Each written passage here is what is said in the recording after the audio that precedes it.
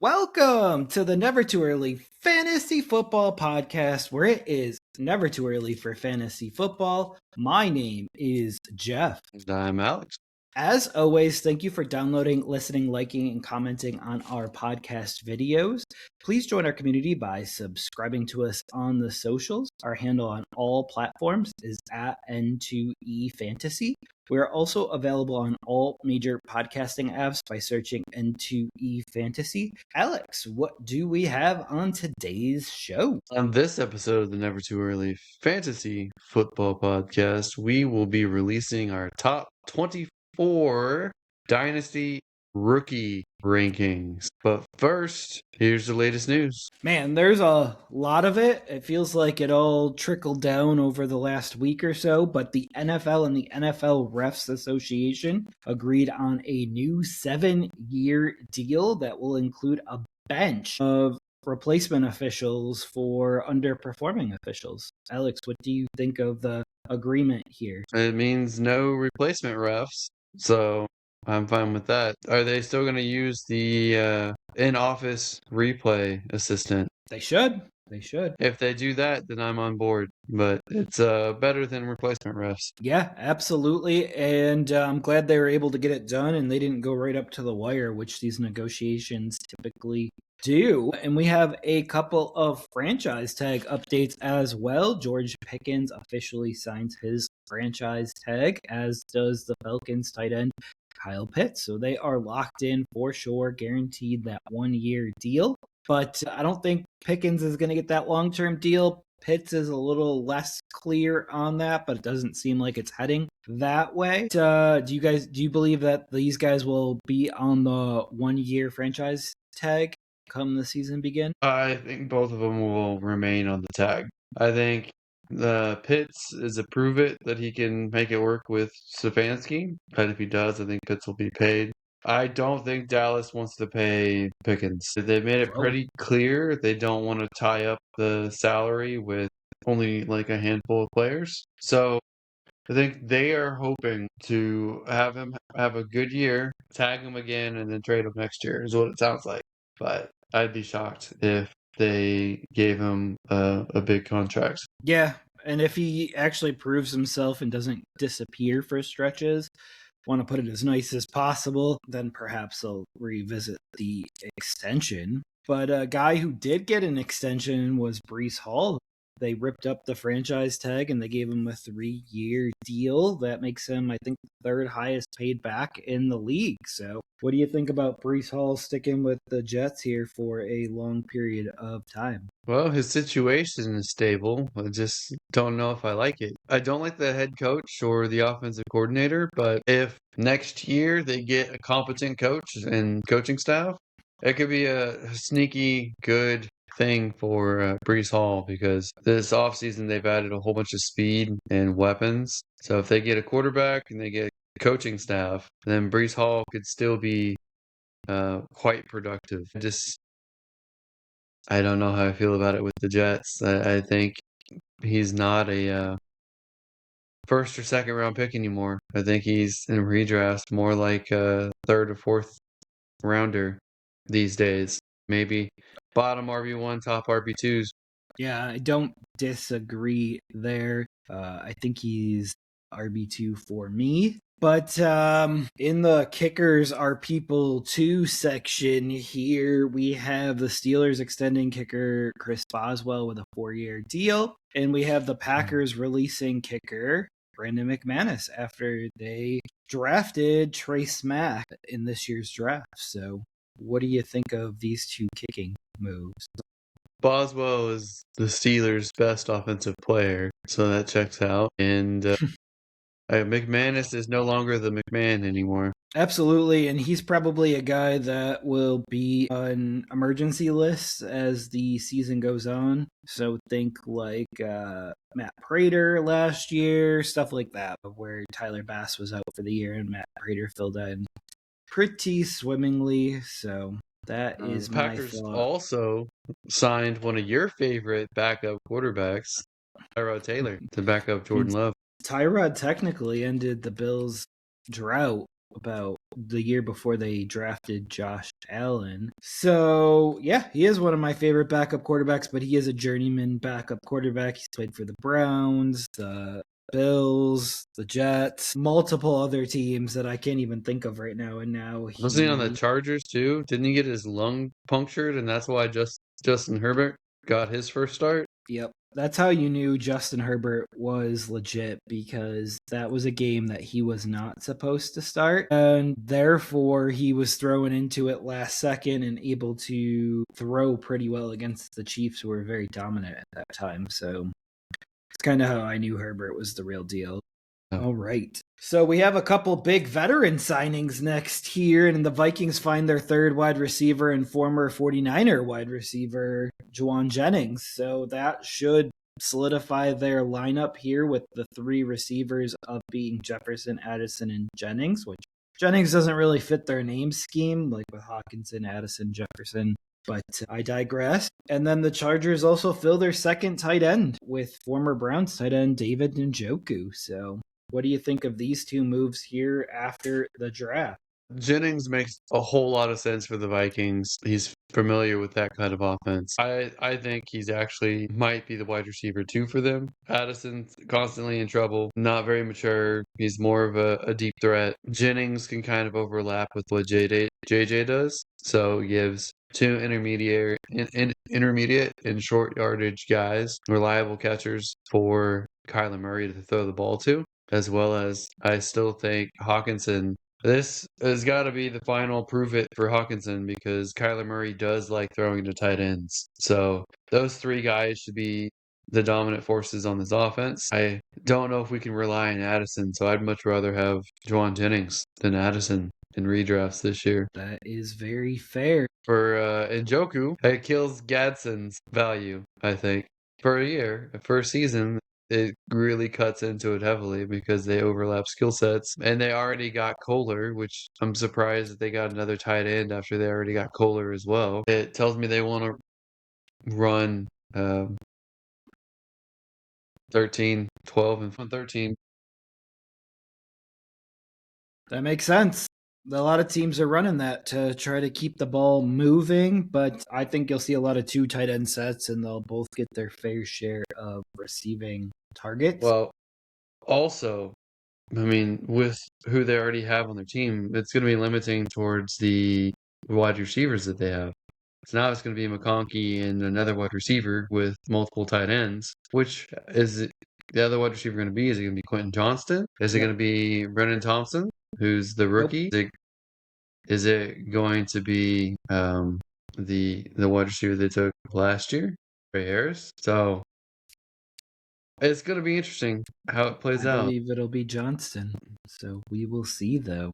I think it'll be Johnston more often than not, but because he depends on how the other guys come. You don't get that many huge guys that could burn down the field like that.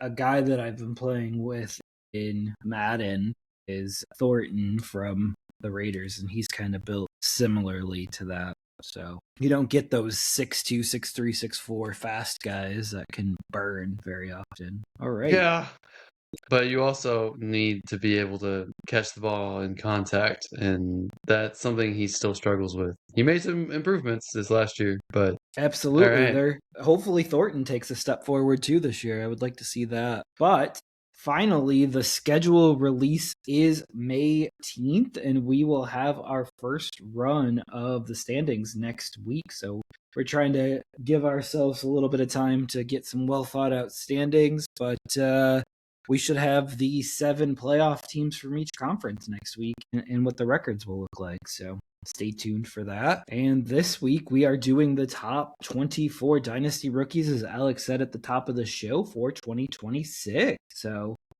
I will do the odd ones because we've decided for some reason that I'm the odd one of the podcast, and Alex will do the even ones here to begin.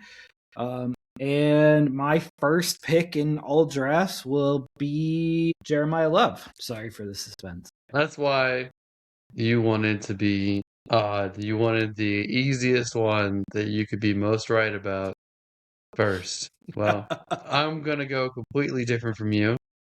I'm going to go Brennan Thompson, Los Yeah. Angeles Chargers, take it over.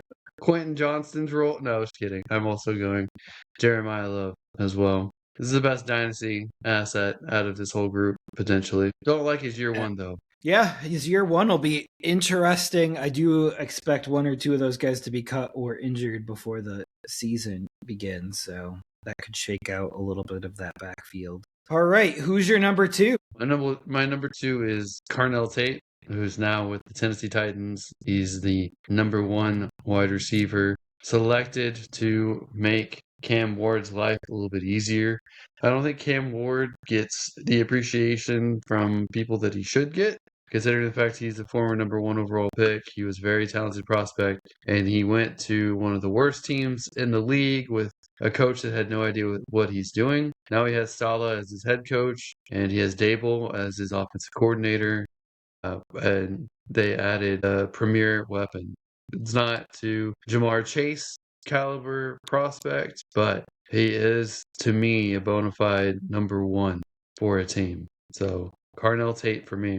All right, my number two, and a lot of it is based on this year and then what he can do going forward, just seeing the role that was left behind. But I'm going another running back in Jadarian Price here at number two. The price is too high. So it's not right. No.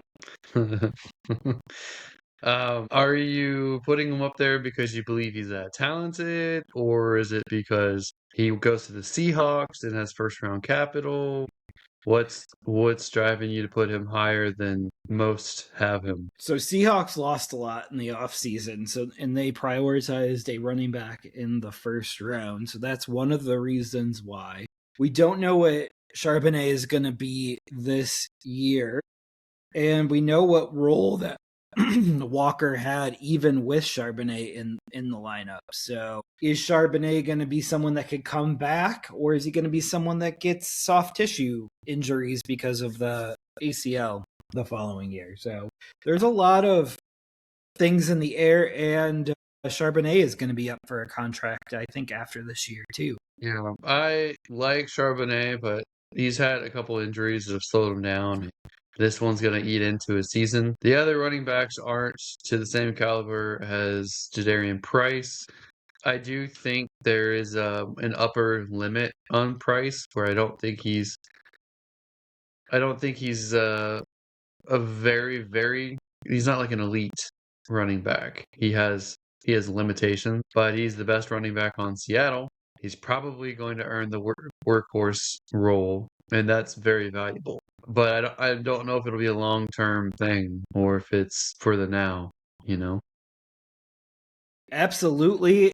And if he turns out to be a running back for the next 5 years for them, then this is he deserves to be the number two. So I'm weighing that here. I fully admit that they probably will always have two backs in that system, but they do prefer to run the football. So I'm not going to turn a blind eye to that as well. I will point out that running backs that get taken in the first round considered as huge reaches typically don't pan out in the NFL. And we have Rashad Penny also went to Seattle years back who didn't pan out. And my infamous major miss, Clyde Edwards-Helaire, who had early first season success, had an injury and completely derailed his whole career. Those are guys that didn't belong in the first round and burned out of the league by getting drafted too high.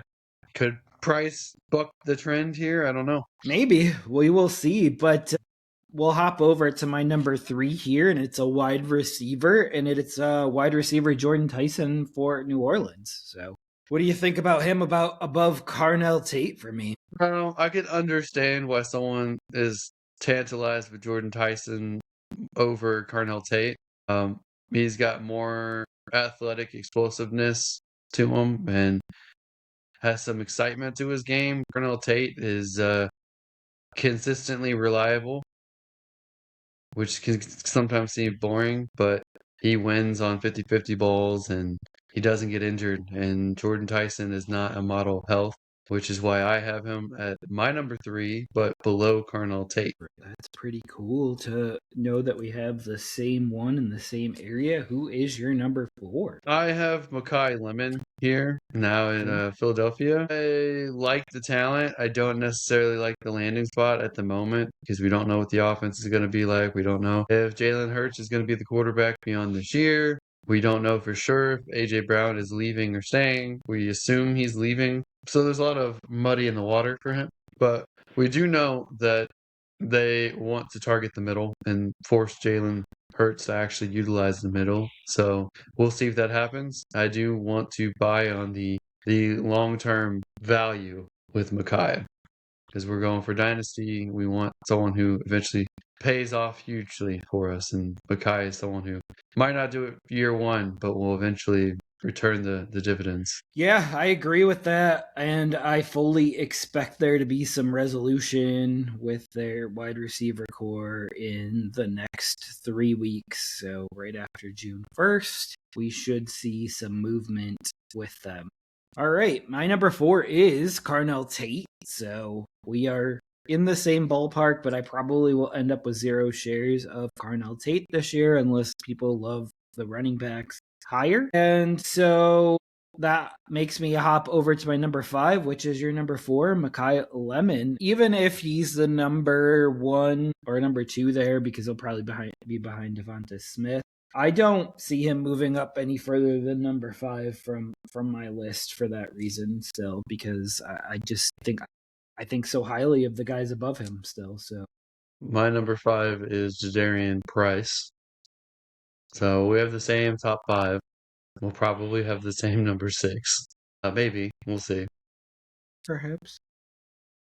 But for all the reasons that you had him at 2, I'm keeping him at 5, and it's hard for me to see him go below 5.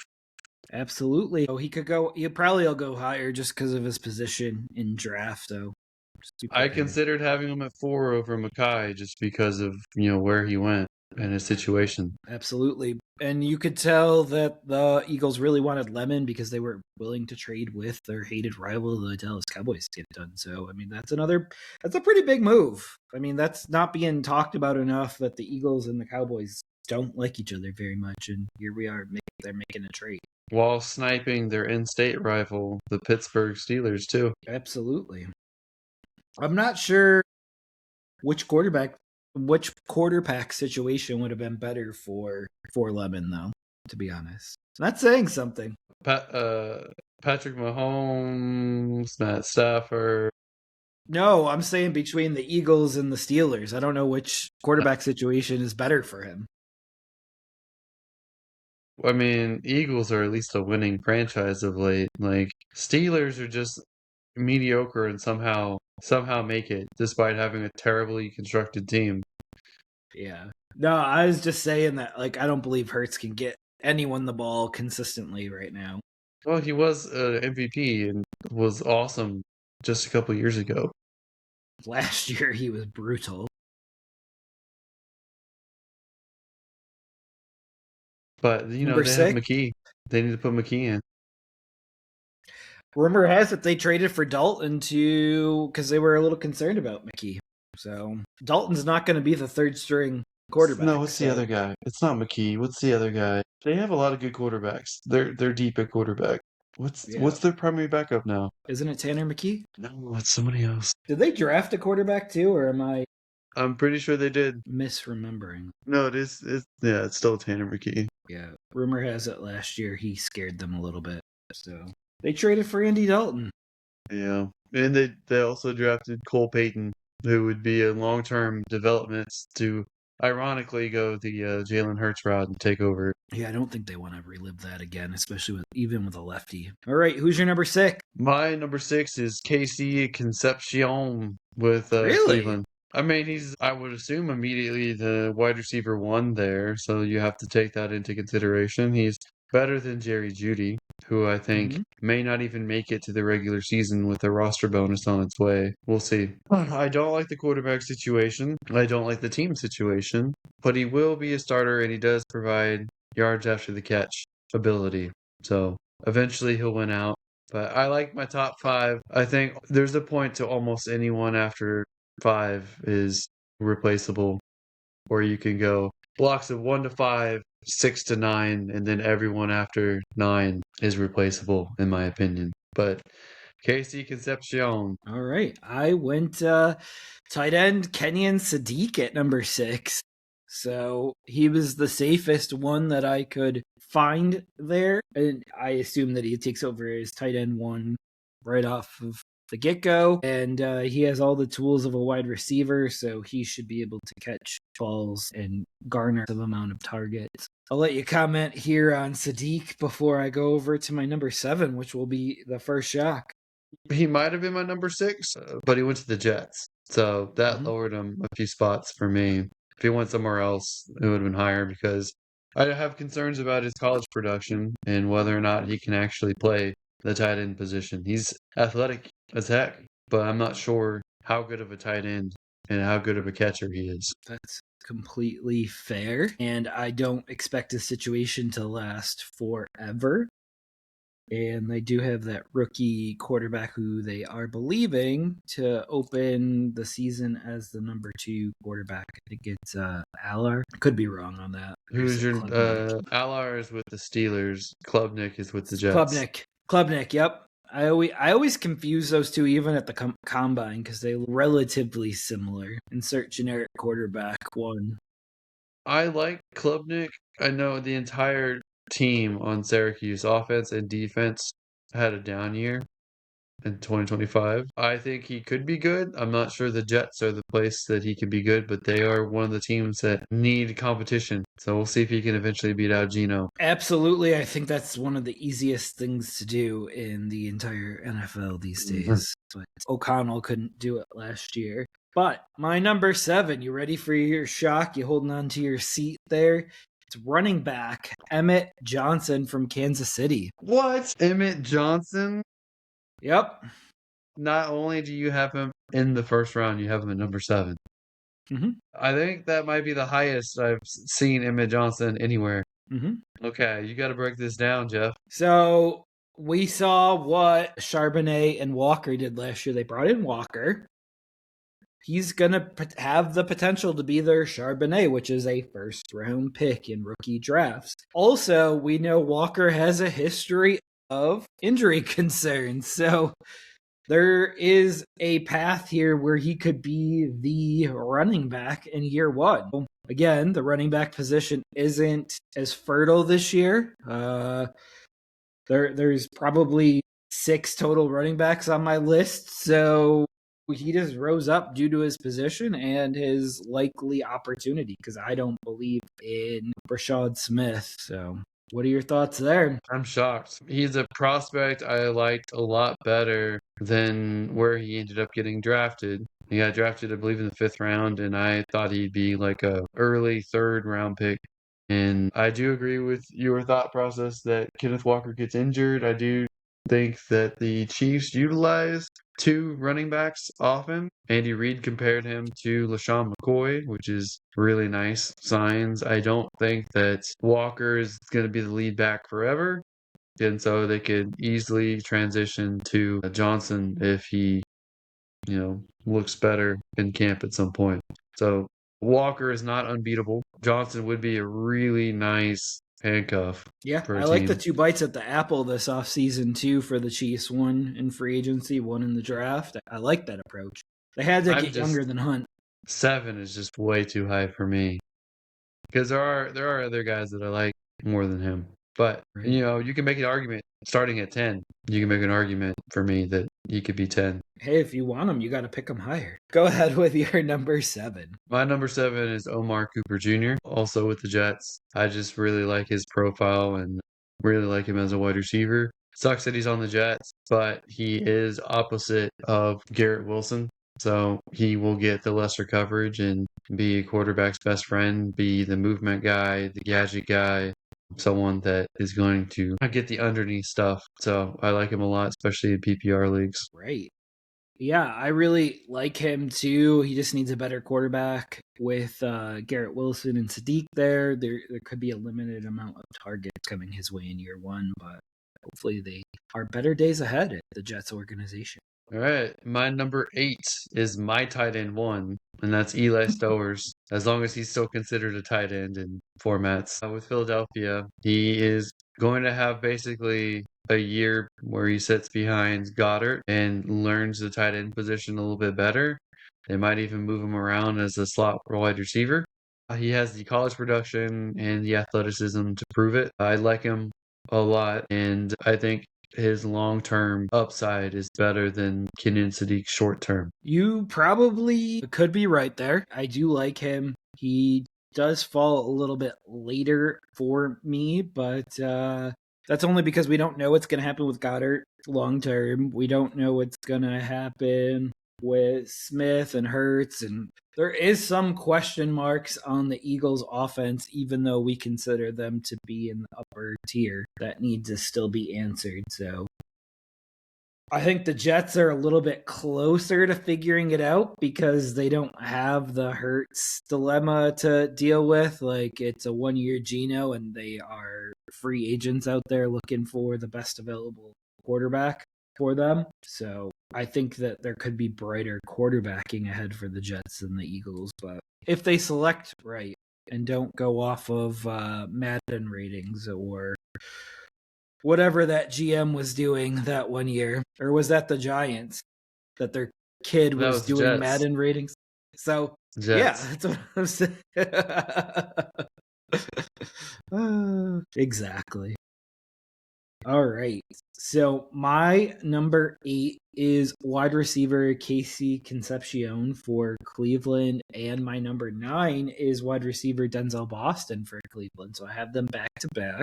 I think Concepcion has the better chance to be a fantasy asset in Cleveland, but I think Denzel Boston is the better receiver overall. So we will see if they can find a quarterback to utilize the big guy. Well, ideally, hopefully it's a better Jerry Jeudy and like a Michael Pittman type combination, which should be complementary. Absolutely. And I think this is a case where Denzel Boston could be the better of the two wide receivers. We just don't know. And I think we've seen that better before, better possession and potentially red zone. But yeah. which could be more fantasy points. Yep. My number 9 is Kenyon Sadiq, so right after Stowers. He almost has the same upside.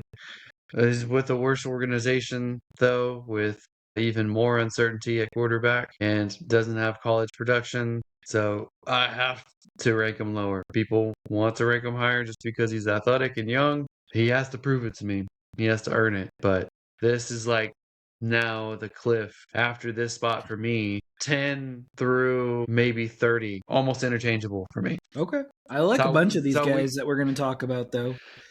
That's how weak this class is. I'm not super strong about a lot of these guys, but if I really wanted to cut it, I would say 10 through 15, and then my next block would be 16 through 19, and then 20 through 24.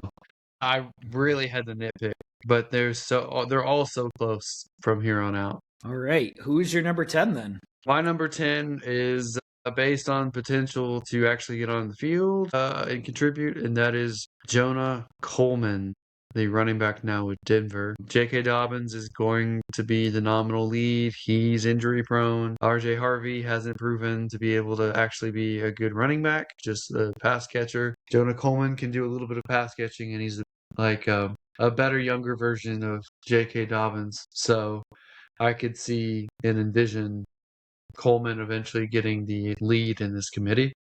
And I have him as my RB3 based on these projections. Absolutely. And my number 10 is wide receiver Omar Cooper Jr. So he does fall under the two Cleveland guys for me. And then my number 11 is running back Jonah Coleman. So I am right in lockstep with you, but he is my 4th running back in the first round this year.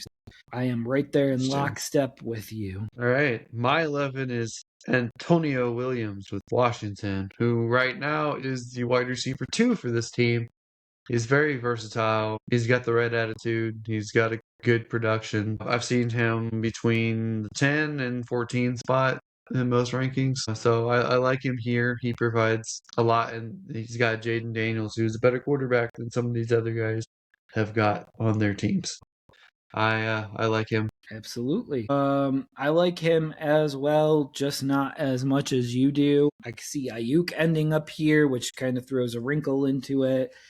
But we will see what the Commanders can do on offense this year, because last year was abysmal and not exactly the best offensive performance with a defensive coach. I think Antonio Williams is a long-term receiver on Washington. I think Terry McLaurin has only got so much time left, and Brandon Ayuk, I think, would only be a temporary signing. So I feel reasonable about Antonio Williams. My number 12, rounding out the first round, is Denzel Boston. I like him for a lot of the same reasons that you do. I think he's worth the first round pick, especially if you're in reality sports online formats where there's literally a contract tied to him, so you get that extra year of control. I really do like that. And you know that I've already got my year of extra control at my number 9 spot with Boston. Hopefully he shows up and shows out and gets a quarterback, because it does seem like they're leaning to Deshaun Watson this year, which is a little scary. But maybe he'll figure out how to channel his inner Jameis Winston and start chucking the ball up. And that would be kind of cool. Yeah.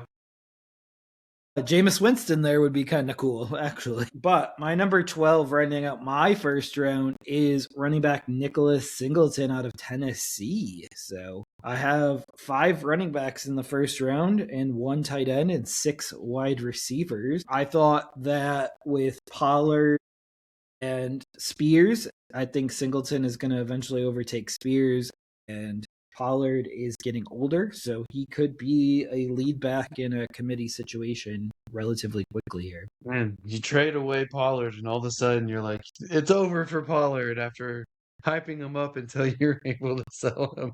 I think he's got at least 1 or 2 years left, but he's still an RB2 in my book, Pollard, this year. Yeah. So it's and the league that we had him that we have together, and you had him. You just had him 1 year too long on that contract. I'm like, oh. Yep. But I totally agree with you on that. And I also believe that injuries are random at times. So it could just be Pollard's year to get an injury, and it could be Singleton time. So you just never know. Having a couple backup running backs is not the worst dynasty strategy. I've noticed your rankings are very heavy running back. I only have 3. You've moved up running back based on position scarcity, it seems like. People are pretty split on Singleton. So either you think he's just a receiving back, Tajay Spears' eventual replacement, or you think he's potentially going to take over the lead role in a year or two. So it's really polarizing. So I can totally see you buying in on that. That's not for me in this case, but he is in my top 24. My 13, did you do your 13 yet? No, you didn't I do your did 13 not. yet. That is tight end Eli Stowers for Philly. So he is my first second round pick. All right. I assume he's just a little bit lower because he's probably not doing much his rookie year. Yeah, I don't see a path year 1, but year 2, I hope to see a path. Yeah. Well, my second round pick at pick 13 overall is the second wide receiver taken by Miami, and that's Chris Bell. So I think if he didn't have an injury leading up to the draft and kind of derailing his past season, he would have been a borderline first round talent, and they got him in the 4th round. His teammate, they got drafted in the 2nd round, Caleb Douglas. I kind of like him too. He's just not going to be in the top 24 for me. I just don't view him with the same upside. But I do like Chris Bell. I like both Bells, by the way, in this draft class. And my 14, though, is Jeremy Bernard with Pittsburgh.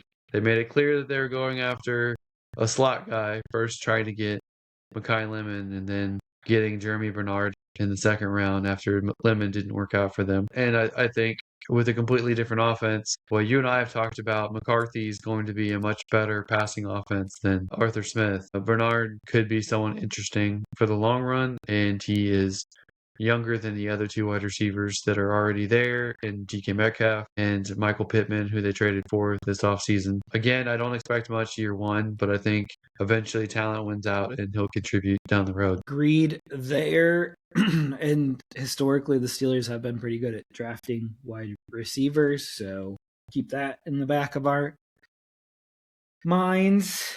But yeah, some interesting picks there with Chris Bell and Jeremy Bernard. I went a different direction here at 14 with quarterback Fernando Mendoza.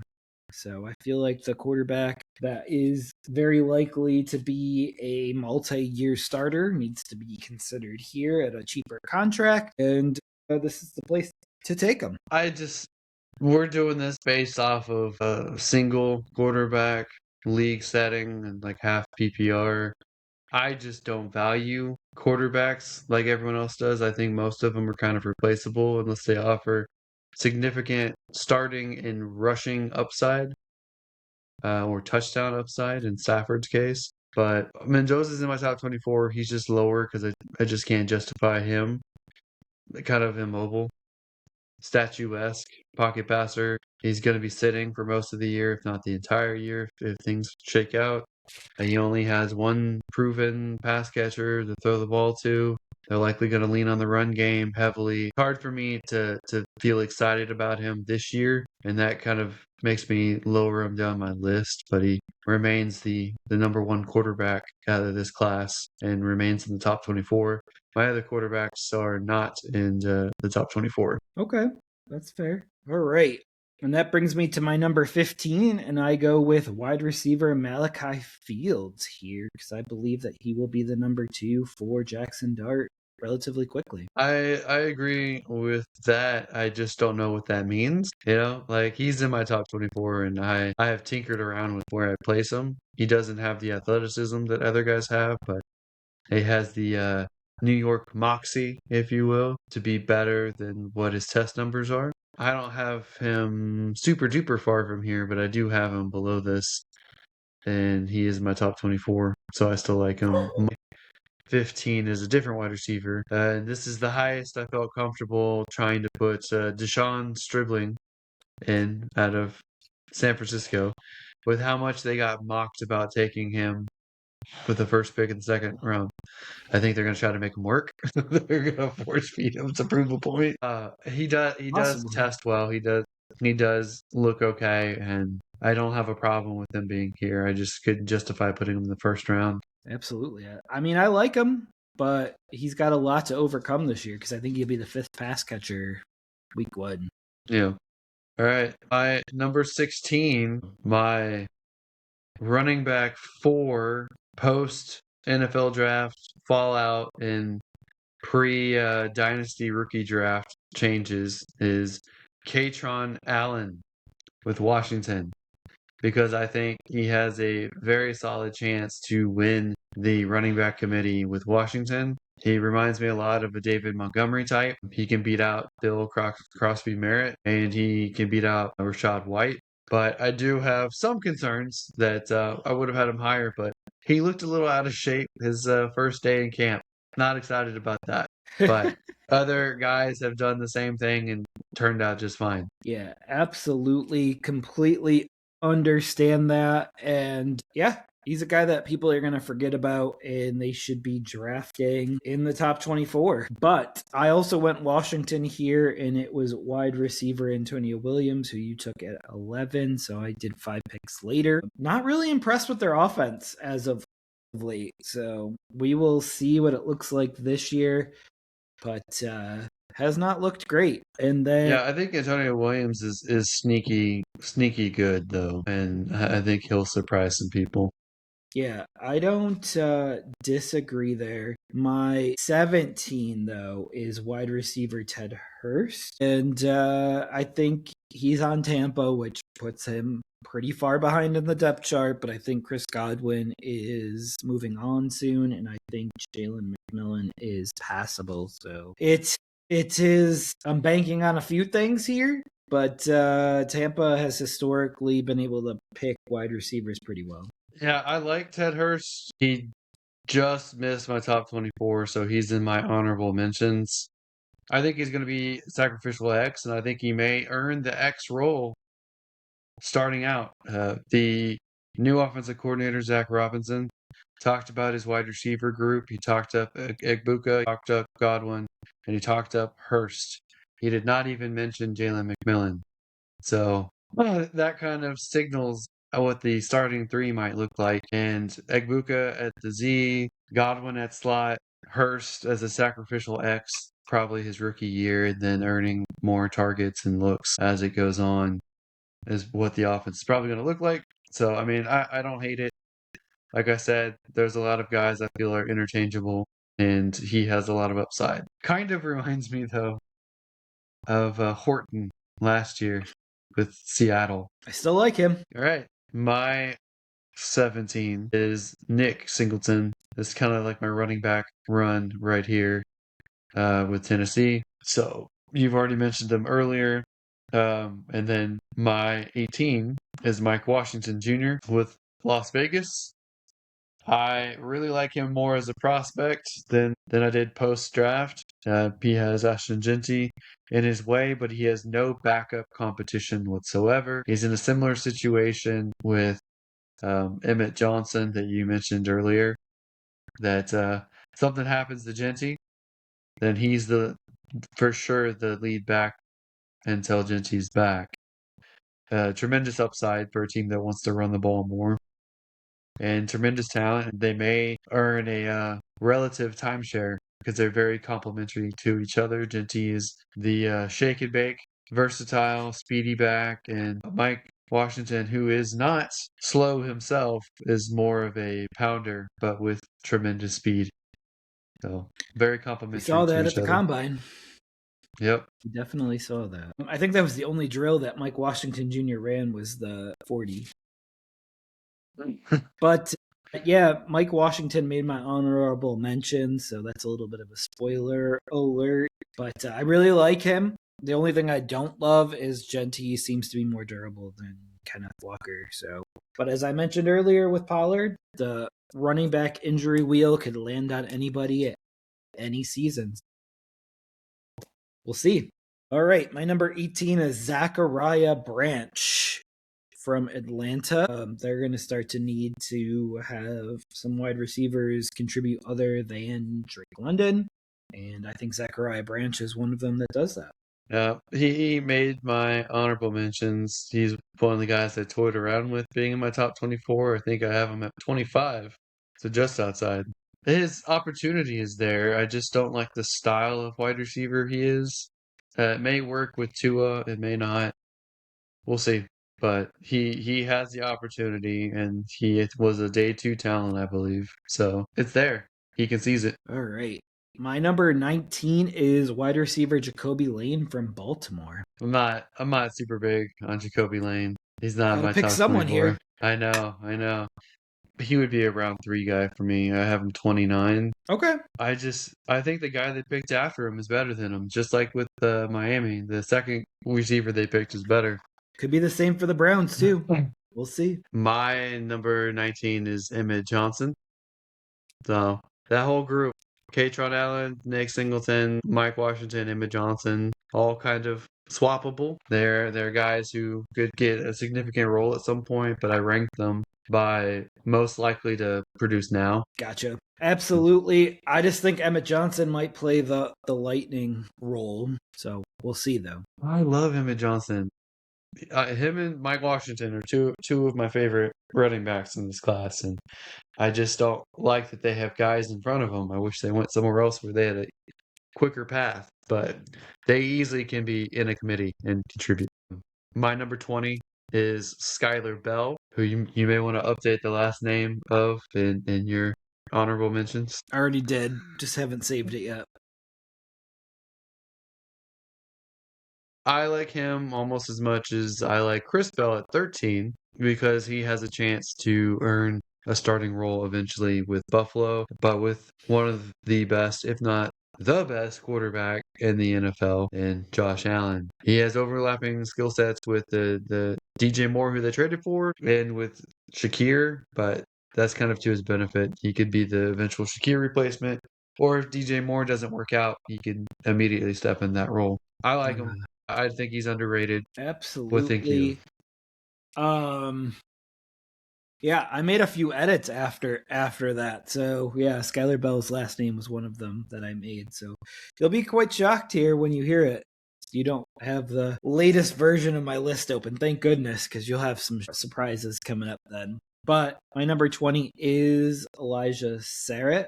So I have Lane and Sarrett back to back to kind of hedge my bets a little bit there. And as you mentioned, you like Sarrett a little bit better than Lane. So those could probably be very interchangeable. And then my number 21 is another wide receiver, Deshaun Stribling from San Francisco. So I have him a little bit lower than you, but that's only because of career opportunities early on. They might already move off of him before he even gets a true opportunity.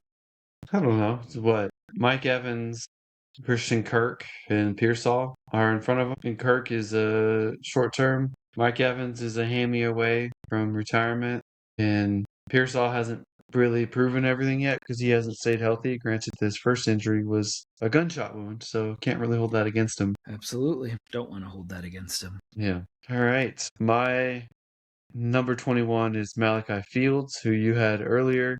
I do think he makes a lot of sense to be the wide receiver 2. That may be Mooney early on, as far as we know. We'll see how that shakes out. It's nice to have a big wide receiver to just go up and get the ball, especially when you have an erratic, gun-slinging, mobile quarterback. So you need that guy. Absolutely. No, I really My like him, so we'll see. my number 22 is Fernando Mendoza. Kind of sneaks in towards the end of the second round. He'd be higher if he had some rushing upside. He'd be higher if he was going to start right away. But he is the only relative for sure quarterback in this entire class. Did you Do you not need a see his quarterback? national championship rushing? Yeah, I mean, it was against Miami, who's very tough and had a lot of talent drafted, but he wasn't exactly fast when he was running. He went at the speed of Tom Brady. Absolutely. All right. So that goes to my number 22, which is running back Katron Allen from Washington. So that was a last minute addition to get my sixth running back that I had mentioned earlier on my list. You liked my Katron, huh? I do. Just at 22, though. I don't think I'll get him. Not at 22. And then 23, I went wide receiver Jeremy Bernard, who you talked about a little bit earlier, about 9 picks earlier, actually. Yeah, I think you have him lower than standard, lower than your typical analyst here. Just means I won't get him. You could just say you don't like Aaron Rodgers. It's okay. He's not even signed. We don't even know what's going on there. Yeah. My number, or you got to do 23, don't you? Do your 23. That was my number 23, Jeremy Bernard. So I went Katron 22, Jeremy Bernard 23. Gotcha. My number 23 is Elijah Sarrett. I want to have him higher, but he's got Lamar Jackson throwing him the ball, which is inconsistent. We don't know what we're going to get. Doesn't really support receivers, supports tight ends over receivers, it feels like, unless you're Flowers and you get a lot of yak. So I'm souring on Lamar Jackson, who is up for a contract soon as well. Don't think he's a reliable quarterback. He gets stats, but not playoff wins. Hey, I like Sarah. I got him higher like you wanted to. Just 3 spots higher. I would have loved Sarah to go to a different team, but well, my 24 might not be someone that you even have on your radar, but I'm going with Damon Claiborne now with Minnesota. You got old man Aaron Jones, and you've got Jordan Mason, who wasn't as effective as they hoped for when they signed him. And here comes the young runner, who is more of a scat back, receiving back, fast guy, to inject some youth and explosiveness into this offense, and someone to be an outlet in the backfield on screens and short passes for Kyler Murray. So I think that is enough to sneak Damon Claiborne into 24. I like that one. I really do. That one was actually a little bit of a surprise for me, but I would be willing to consider him at the end of the second round as well, maybe a little bit higher as the training camp goes on. I guess that's the only thing that could change this for me between now and rookie drafts is mini camps and training camps. If ultra positive reports come out on these guys, or ultra negative, I guess. The run of the mill reports won't change me too much, but if we get a report that Sarrett's running ahead of Jacoby Lane, I would flip those two on my draft board here. Same thing with Boston and Concepcion. Like, there's certain things that I would do based on reports that come out of camp. But my number 24 is Skylar Bell from Buffalo. So he's been described as a Jamar Chase light. So that kind of excites me. And I needed to get him into my top 24 for that reason. Also with Josh Allen, and there's plenty of opportunities in that Buffalo offense for a wide receiver to take off. And then I'll wrap it up here with me with my next two that would have been Brendan Thompson from the Chargers and Mike Washington from the Raiders. Would have rounded out my honorable mentions. You said Zachariah Branch was one of your honorable mentions. You have another one that you would like to mention? Brennan Thompson was also right there as well. I think that it's unlikely that Quentin Johnston gets extended past the fifth-year option, and the offensive coordinator, Mike McDaniel, specifically asked for Brennan Thompson to be drafted. So his skill set is the same things that Quentin Johnston does. He's just a bite-sized version of Quentin Johnston, and yeah. Outside of that, Ted Hurst is my 27. I am surprised you didn't put Chris Braziel and put your Carolina Panther wide receiver in. He would be coming up, but not quite there. I'm not a homer, dude. That's one thing that I try not to do. Well, I don't know if you noticed, I didn't put a single Texan in here. But you didn't put your tight end there from Germany? No.